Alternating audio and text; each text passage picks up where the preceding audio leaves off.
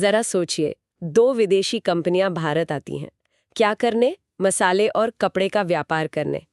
और कुछ ही सालों में वो सब भूलकर, मतलब मसाले और कपड़े भूलकर, एक दूसरे से, आप कह सकती हैं कि पूरे हिंदुस्तान पर कब्जे की लड़ाई लड़ने लगती हैं। ये कैसे हुआ? यही तो सवाल है। ये सिर्फ एक व्यापारिक दुश्मनी नहीं थी, बल्कि ये वो कहानी है कि कैसे एक ट्रेडिंग कंपनी ने एक साम्राज्य की नींव रखी। और इस कहानी का सबसे अहम मोड़ थे कर्नाटक युद्ध। ये नाम सुनने में शायद उतना बड़ा ना लगे, लेकिन इन लड़ाइयों ने अगले 200 सालों के लिए भारत की तकदीर तय कर दी। आज हमारी पड़ताल का विषय यही है, कर्नाटक युद्ध। 18वीं सदी के बीच में अंग्रेजों और फ्रांसीसियों के बीच भारतीय जमीन पर लड़े गए ये 3 युद्ध। हम उस दौर में चल रहे हैं जब यूरोप की दुश्मनी समंदर पार करके भारत के बंदरगाहों तक पहुंच चुकी थी। और यहाँ का माहौल भी मतलब बिल्कुल तैयार था। मुगल साम्राज्य कमजोर पड़ रहा था, स्थानीय रजवाड़े आपस में ही लड़ रहे थे। बिल्कुल। और इस उथल-पुथल ने इन यूरोपीय ताकतों को अपनी बिसात बिछाने का, आप कह सकते हैं कि एक सुनहरा मौका दे दिया। यहाँ एक बात साफ करना जरूरी है, कर्नाटक का मतलब आज के कर्नाटक राज्य से नहीं है। हाँ, ये बहुत जरूरी है। ये कोरोमंडल तट और उसके आसपास के इलाके का यूरोपियन नाम था। और ये युद्ध सिर्फ तोपों और तलवारों का टकराव नहीं थे। नहीं, बिल्कुल नहीं। ये इतिहास का वो मोड़ थे जिसने भारतीय शासकों और यूरोपीय कंपनियों के बीच ताकत के तराजू को हमेशा के लिए पलट दिया। सोचिए, कल तक जो कंपनियां नवाबों से हाथ जोड़कर व्यापार की इजाजत मांगती थीं, अब वही कंपनियां किंग मेकर बन गई थी। अब वो तय करने लगी थी कि अगला नवाब कौन बनेगा। एग्जैक्टली। तो चलिए कहानी की शुरुआत करते हैं पहले कर्नाटक युद्ध से। और सबसे दिलचस्प बात यह है कि इसकी जड़ें भारत में थी नहीं। हाँ, ये बहुत मजेदार है। जड़ें थी हजारों मील दूर यूरोप में। वहां ऑस्ट्रिया की गद्दी के लिए जंग छिड़ी हुई थी और उसमें ब्रिटेन और फ्रांस आमने सामने थे। और भारत में तो दोनों कंपनियां मतलब शांति से अपना अपना कारोबार कर रही थी। बिल्कुल। लेकिन चिंगारी वहां लगी और आग यहां तक पहुंच गई। हुआ ये कि एक ब्रिटिश नौसेना अधिकारी ने कुछ फ्रांसीसी जहाजों पर कब्जा कर लिया और बस यहीं से मामला बिगड़ गया।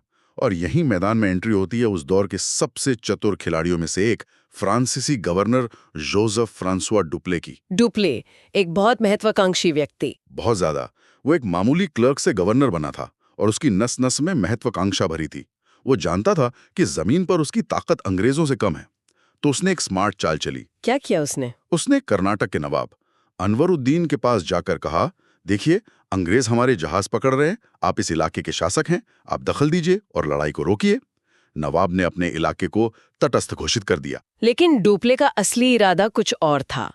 जैसे ही उसे मॉरिशस से एडमिरल ला बुर्दोने के नेतृत्व में नौसेना की मदद मिली, उसने नवाब की बात को नजरअंदाज किया। हाँ, और 1746 में अंग्रेजों के सबसे मजबूत किले मद्रास पर हमला करके कब्जा कर लिया। अब नवाब अनवरुद्दीन तो आग बबूला हो गए होंगे। जाहिर है, उन्हें लगा कि ये उनकी बेइज्जती है। उन्होंने फ्रांसीसियों को सबक सिखाने के लिए अपनी सेना भेज दी। और यहीं वो लड़ाई हुई जो इतिहास में सेंट थोमे की लड़ाई के नाम से दर्ज है। बिल्कुल। नवाब ने अपने बेटे महफूज खान के साथ 10,000 सैनिकों की एक विशाल सेना भेजी। 10,000? हाँ, 10,000। और दूसरी तरफ कैप्टन पैराडाइस के नेतृत्व में मुश्किल से 1,000 फ्रांसीसी सैनिक थे। कागज पर तो ये कोई मुकाबला ही नहीं था। 10,000 के सामने 1,000।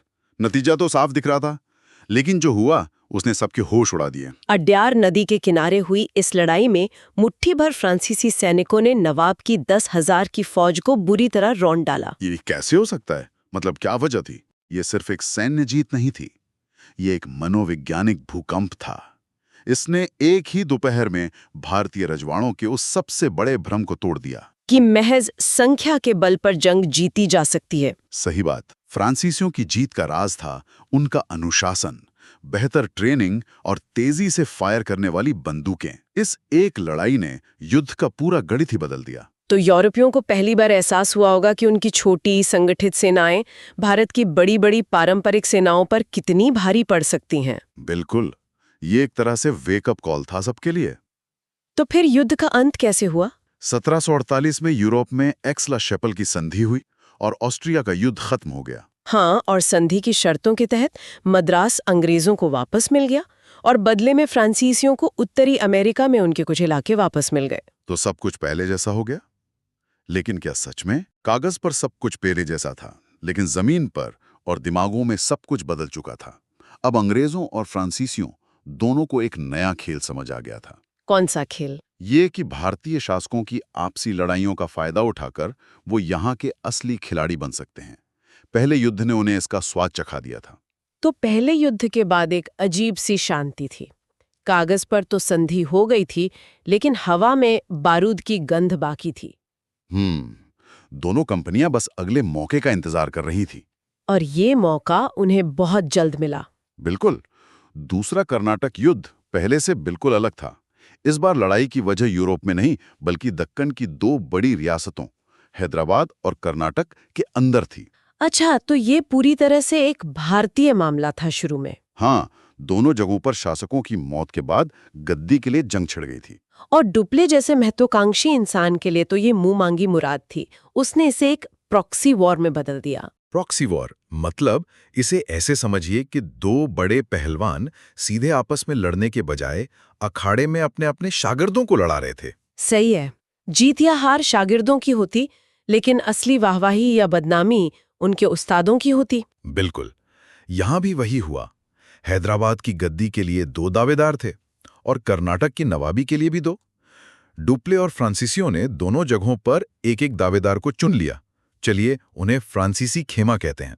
और अंग्रेजों ने बचे हुए दोनों दावेदारों पर दांव लगाया। ये बन गया अंग्रेजी खेमा। एकदम सही। अब ये भारतीय उत्तराधिकार की लड़ाई नहीं, बल्कि दो यूरोपियन ताकतों की शतरंज की बिसात बन गई थी। शुरुआत में तो ऐसा लगा कि डुप्ले ये बाजी जीत रहा है। हाँ, शुरुआत में तो डुप्ले का हर दांव सही पड़ रहा था। 1749 में अंबूर की लड़ाई में फ्रांसीसी खेमे ने कर्नाटक के नवाब अनवरुद्दीन को मार डाला। अच्छा? उनका चुना हुआ उम्मीदवार चंदा साहब नवाब बन गया। फिर हैदराबाद में भी उनका उम्मीदवार मुजफ्फरजंग निजाम बन गया। ऐसा लगा कि खेल खत्म। मतलब दक्षिण भारत में फ्रांसीसी परचम लहरा रहा था। अंग्रेज तो लगभग हार ही चुके थे। अंग्रेज पूरी तरह फंसे हुए थे। उनका उम्मीदवार मोहम्मद अली त्रिचिनोपोली के किले में घिरा हुआ था और किसी भी दिन हार सकता था। तभी एक ऐसा शख्स सामने आया जिसकी किसी ने कल्पना भी नहीं की थी। Robert Clive. और कमाल की बात यह है कि रॉबर्ट क्लाइव कोई प्रशिक्षित जनरल नहीं था। वो तो कंपनी में एक क्लर्क था। हाँ, एक ऐसा क्लर्क जिसे दफ्तर का काम इतना उबाऊ लगता था कि उसने एक बार आत्महत्या तक की कोशिश की थी। शायद वही बेचैनी उसे जंग के मैदान में एक जीनियस बना गई। बिल्कुल। क्लाइव ने एक ऐसी योजना पेश की जो किसी फौजी की नहीं बल्कि एक जुआरी की चाल लग रही थी। उसने कहा कि त्रिचिनोपोली को बचाने के लिए वहां सेना भेजने के बजाय हमें सीधे दुश्मन की राजधानी आर्कोट पर हमला कर देना चाहिए। ये तो एक दुस्साहसी मतलब पागलपन भरा आ गया था। और ये काम कर गया। काम कर गया नहीं, इसने तो पूरा खेल ही पलट दिया होगा। बिल्कुल। क्लाइव ने सिर्फ 210 सैनिकों के साथ आर्कोट पर कब्जा कर लिया। कोई सोच भी नहीं सकता था कि एक क्लर्क जिसके पास मुट्ठी भर सैनिक हो वो ऐसा करेगा। उसने सैन्य नियमों से नहीं बल्कि मनोविज्ञान से खेला। सही कहा। उसने दुश्मन को वहां चोट की जहां उन्हें सबसे ज्यादा दर्द होता, उनके सम्मान पर, उनकी राजधानी पर। जैसा कि क्लाइव ने सोचा था, चंदा साहिब को अपनी सेना का एक बड़ा हिस्सा आर्कोट भेजना पड़ा। तो त्रिचिनोपोली पर दबाव कम हो गया। हाँ, और क्लाइव ने 53 दिनों तक आर्कोट के किले को एक विशाल सेना के खिलाफ डिफेंड करके एक अविश्वसनीय जीत हासिल की। तो इस एक चाल ने डुप्ले की पूरी बाजी पलट दी। अंत में क्या हुआ? अंत में अंग्रेजों का खेमा जीत गया। मोहम्मद अली कर्नाटक के नवाब बने और डुप्ले उसकी नीतियां फ्रांसीसी कंपनी को बहुत महंगी पड़ी। मतलब पैसों के मामले में? हाँ, उसकी क्षेत्रीय विस्तार की भूख ने कंपनी का खजाना खाली कर दिया था। फ्रांस की सरकार इस लगातार हो रहे नुकसान से तंग आ गई और 1754 में डुप्ले को वापस बुला लिया गया। ये एक जीनियस का दुखद अंत था। तो इस दूसरे युद्ध का सबसे बड़ा नतीजा क्या निकला? लड़ाई तो भारतीय रियासतों की थी, पर फायदा किसका हुआ? यही इस युद्ध का सबसे गहरा और दूरगामी असर था।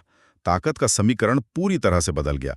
जो भारतीय शासक जैसे हैदराबाद के निजाम और कर्नाटक के नवाब पहले इन यूरोपीय कंपनियों के संरक्षक या पेट्रन हुआ करते थे, हाँ, इस बार फिर चिंगारी यूरोप से ही आई। 1756 में वहां सप्तवर्षीय युद्ध यानी 7 Years वॉर शुरू हो गया, जो एक तरह से पहला विश्व युद्ध ही था। और एक बार फिर ब्रिटेन और फ्रांस आमने सामने थे। ये आग भारत तक पहुंचनी ही थी। ये फाइनल राउंड था। इसका मकसद साफ था, ये तय करना कि भारत में कौन सी यूरोपीय शक्ति सर्वोच्च होगी। फ्रांसीसी सरकार ने इस बार काउंट डी लाली को एक बड़ी सेना के साथ भेजा था। हाँ, 1758 में लाली ने आती ही कुछ सफलताएं हासिल की। उसने अंग्रेजों के फोर्ट सेंट डेविड जैसे किलों पर कब्जा कर लिया। लगा कि शायद फ्रांसीसी वापसी कर रहे हैं। लेकिन फिर आई वो तारीख जिसने भारत में फ्रांसीसी सपनों पर हमेशा के लिए ताला लगा दिया। 22 जनवरी 1760। जगह थी वॉन्डिवॉश। वॉन्डिवॉश की लड़ाई, ये इस पूरी कहानी का क्लाइमैक्स था। अंग्रेज जनरल सर आयर कूट ने काउंट डी लाली की फ्रांसीसी सेना को बुरी तरह कुचल दिया। एक तरफा जीत थी। बिल्कुल। इस एक लड़ाई ने भारत में फ्रांसीसी महत्वाकांक्षाओं को नॉकआउट पंच मार दिया। फ्रांस का मशहूर जनरल मार्क्विस डुबुसी बंदी बना लिया गया। एक साल के अंदर ही 1761 में फ्रांसीसी राजधानी पौंडीचेरी ने भी आत्मसमर्पण कर दिया। और युद्ध का अंत 1763 में पेरिस की संधि से हुआ। फ्रांसीसियों को पांडिचेरी और चंदन नगर जैसे उनके व्यापारिक ठिकाने वापस तो दे दिए गए। लेकिन एक बहुत बड़ी शर्त के साथ, और वो शर्त एक जंजीर की तरह थी। क्या शर्त थी? शर्त ये थी कि वे इन जगहों की किलेबंदी नहीं कर सकते, वहां सेना नहीं रख सकते और उनका इस्तेमाल सिर्फ और सिर्फ व्यापार के लिए करेंगे। मतलब किसी भी तरह की राजनीतिक दखलंदाजी पर पूरी तरह पाबंदी। हाँ, इस संधि ने भारत में उनकी भूमिका को पुर्तगालियों और डचों की तरह सिर्फ व्यापारियों तक सीमित कर दिया। अंग्रेजी ईस्ट इंडिया कंपनी के लिए अब मैदान बिल्कुल साफ था।